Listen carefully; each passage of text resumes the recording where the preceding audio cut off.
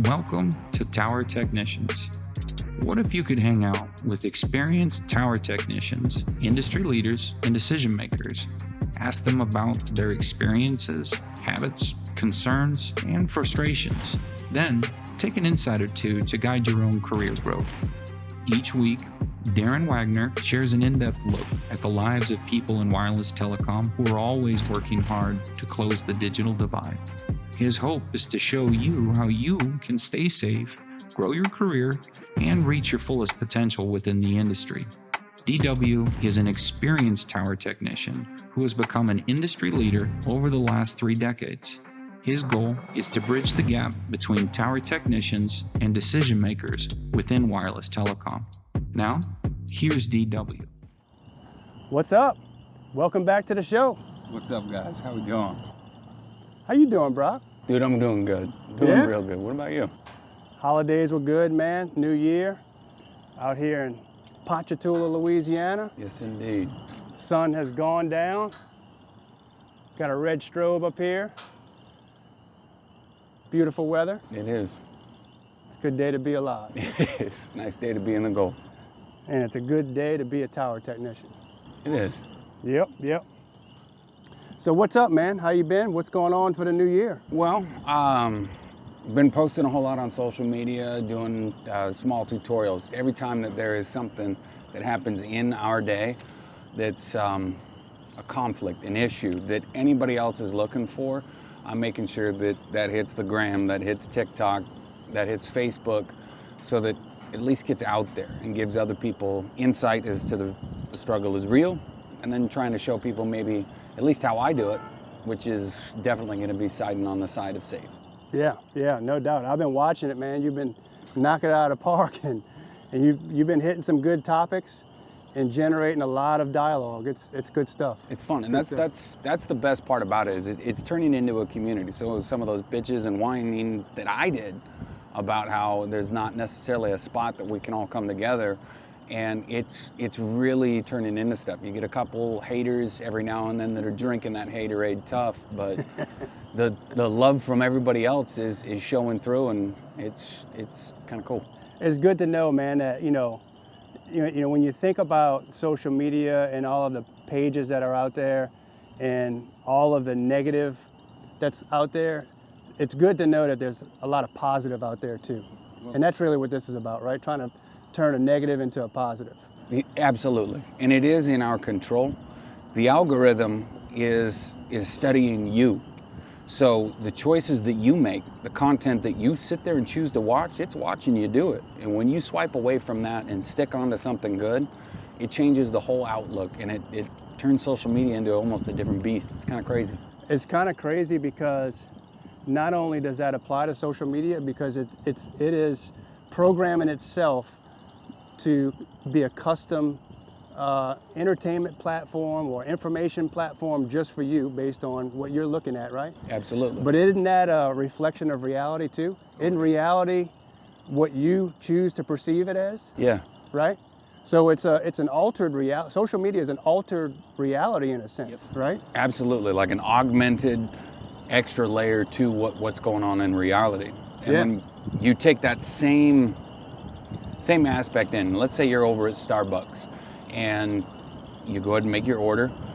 Somebody else walks in and makes their order, but they're giving them hell.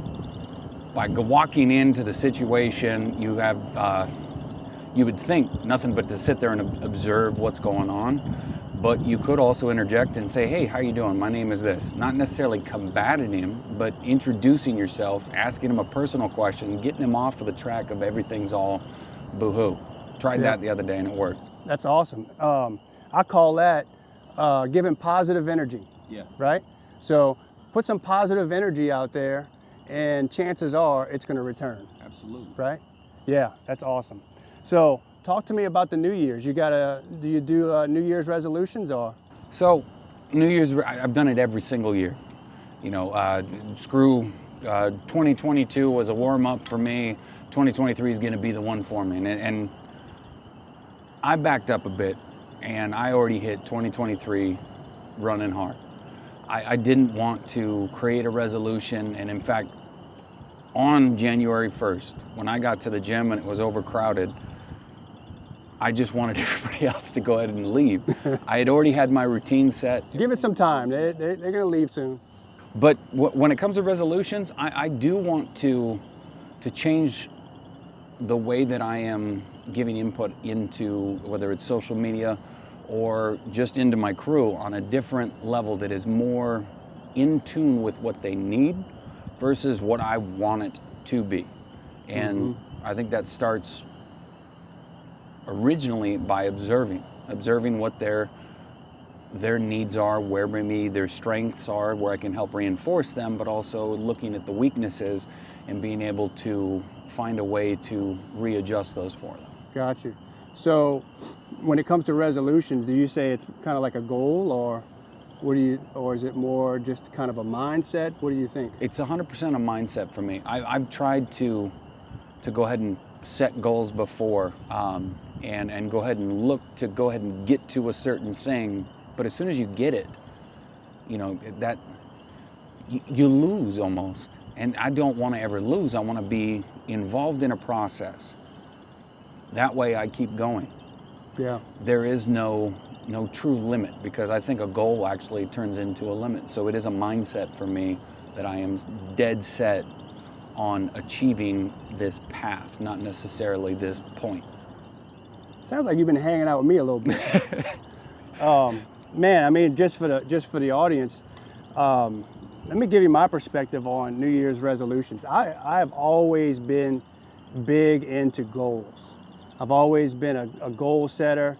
Always, for the longest time, set resolutions every year. Come January 1st, I got these things I'm trying to accomplish, and I actually was one of those people that in the gym on January 1st, and then by the time February 15th comes, I'm no longer in the gym anymore. Like, it's a crazy phenomenon. It's good for the gyms, I guess, but it's a crazy phenomenon how you just watch everybody decide that on December 31st they're one person, and on January 1st they're striving to be somebody else, which is awesome that you're striving to make improvements. And so I don't want to discount the effort to always make improvements, because quite honestly, that's what I'm all about, right?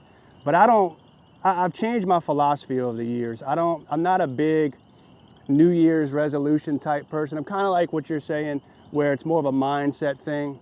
I do set goals, and those goals are very specific. I have certain things I want to achieve, but very much like what you were saying a minute ago, is goals can kind of limit you, right? Once you've achieved a goal, once you set a goal and you achieve it, now it's like, all right, what's next, right? So now you got to set another goal, achieve that, set another goal, achieve that. And there's nothing wrong with that. But people get hung up on achieving the goal as opposed to Absolutely. the journey, as opposed to the grind that it takes to achieve, like embracing the grind and embracing the suck that it takes to achieve that goal. That's really where the beauty is. Absolutely. Once you achieve the goal, you got it, you're there, okay, you're at the pinnacle, what's next, right? So I asked you the other day, actually, do you ever get to the point to where you feel like you've done your best? You remember that when I asked you the other day? I do. Yeah. And the point was, you never do achieve your best, because when you get to that point, when you're like, all right, this is the best I can do. Well, I mean, if you are of a growth mindset, you always want to do better, right? So you've achieved that milestone, now what's next? So it's more about the journey. It's more about, the constant pursuit of excellence. Absolutely. Does that make sense? Absolutely. Yeah. For me, I've always kind of been a rebel, if you will. I think you know this firsthand on many occasions. And some of those rebellious moves have only hurt me in the past. And so this year, if anything, is to a mindset that I want to take on, is to a resolution. We want to talk about video quality. I want to sharpen up my image. I want to make sure that it is beyond 4K. They're doing 5.4 now. They're doing 8K. They're doing 12K. Well, I want to be in that realm that personal excellence becomes my ultimate rebellion, that there is no end to how good this can get. That's right. And I'm not looking for status. I'm not looking for recognition. I'm looking to get out there. It does suck to be pushing as much content, along with pushing a crew, along with helping with quality development inside of a company, and waking up when I wake up until when I go to bed and being that full. It sucks at times. It's hard to catch that motivation. Mm-hmm. You know, you can put on your favorite song, you can do this or that, but only with being wrapped in the actual mindset of constant push towards personal excellence is the only thing that has allowed me to at least get to where I'm at on a day-to-day basis, and I'm really excited to see where the mindset takes me. Yeah, no doubt. So I got to give a shout out to my boy, or my man, Andy Frisella. We both listen to Andy, and he says it all the time. Personal excellence is the ultimate rebellion. And so we got a lot of rebels that listen to our podcast, a lot of rebels. Yep. A lot of tower technicians are of the rebel mindset. Absolutely. And so this applies to them. So like tower technicians need to embrace continuous personal excellence. Pursuing excellence at a personal level is what's going to set them from everybody else apart. I agree. So one of the things that I focus on is what habits do I have in my life right now?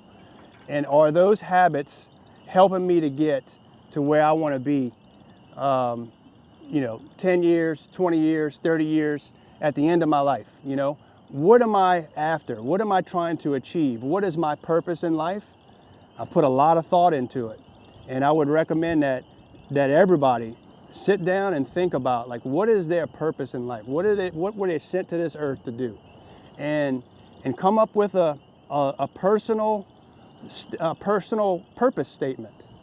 And when you figure that out, what that purpose is, now it's a matter of reverse engineering and backing up all the way to every habit that you have throughout the day.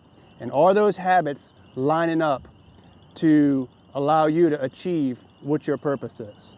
Does that make sense? That makes absolute sense. It's ringing clear, actually. Yeah, so I'll give you an example. So one of the things that I have declared for my physical health, I want to be able to be at the birth of my great-great-grandson.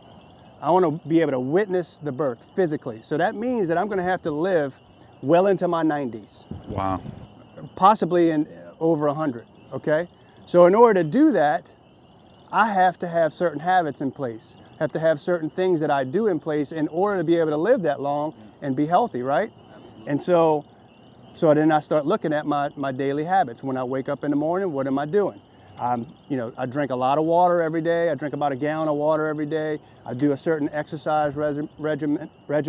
I do certain mindfulness activities. I'm educating myself all the time, reading books. These are all the things that I'm doing, and it has to do with achieving that ultimate goal of living as long as I possibly can to be able to witness the birth of my great-great-grandson. That's intense. I love it.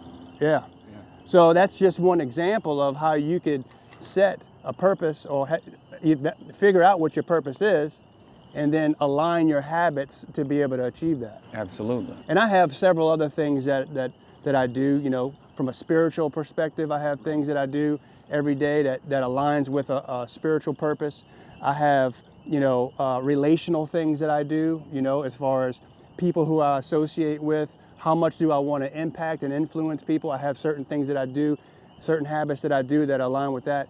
And that is, to me, that's what I've evolved to.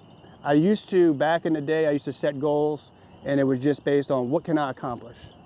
Now it's more focused on what am I going to accomplish over my lifetime, and what habits am I putting in place. So instead of what can I get, what can I become? That's a pull. They're both obviously in the right direction. That's right. But they are quantum leaps beyond each other. That's right.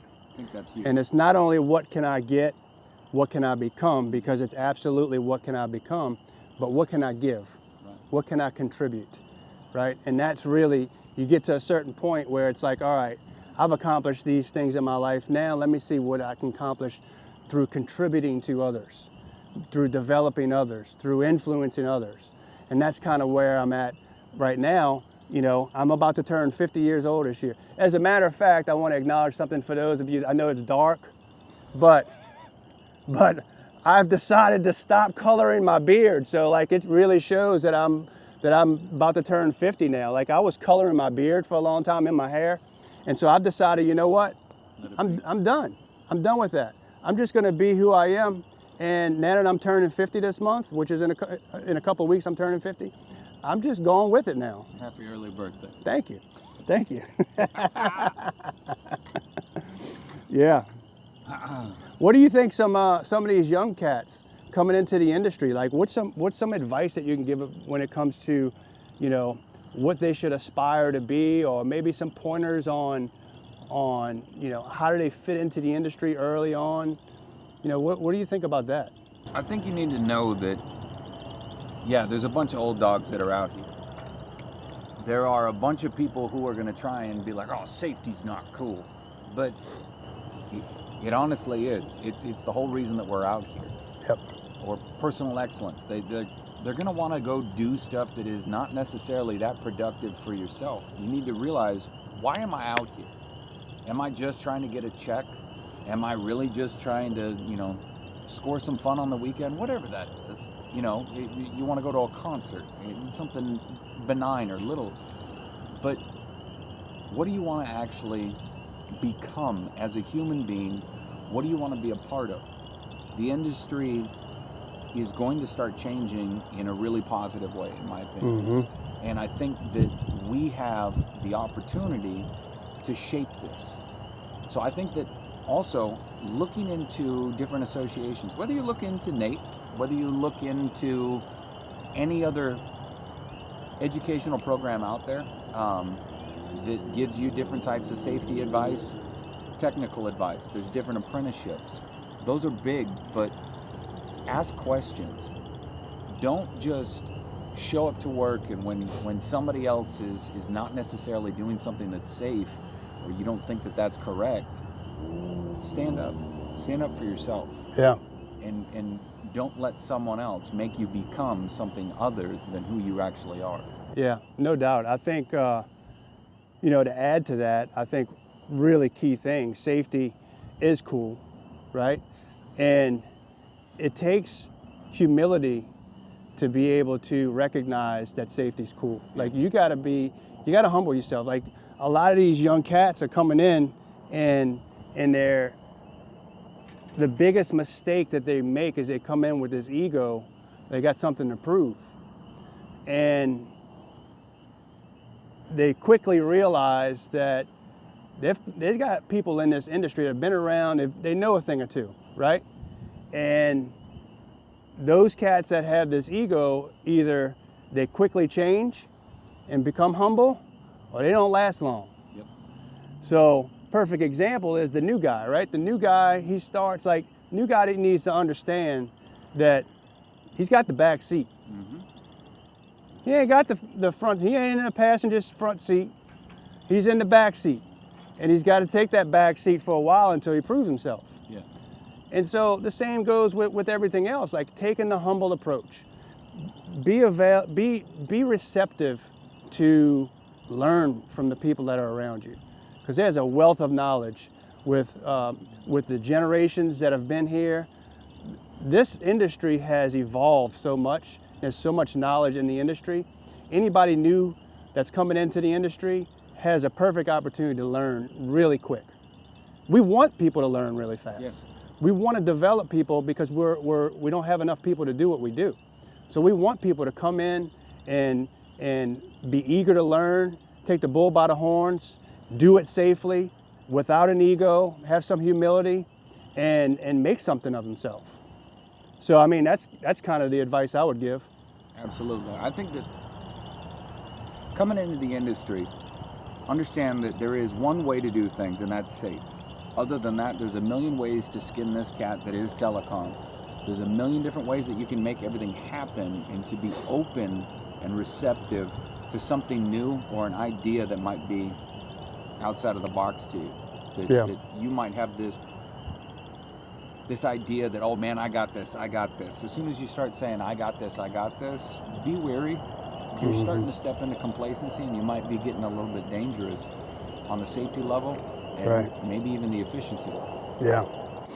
Yeah. Well, that's good stuff, man. It's a good conversation. I think we covered a good topic today. Being at the beginning of 2023, gave some people some things to think about. Absolutely. And again, we're out here. It's nighttime now, but this is not anything out of the ordinary for tower technicians. We're working the day, we're working the night, we're working the heat, we're working the cold. So it's what we do. So we appreciate everybody joining this time and listening in, and we recommend that you subscribe and share and rate and review. Until next time, we'll catch you later.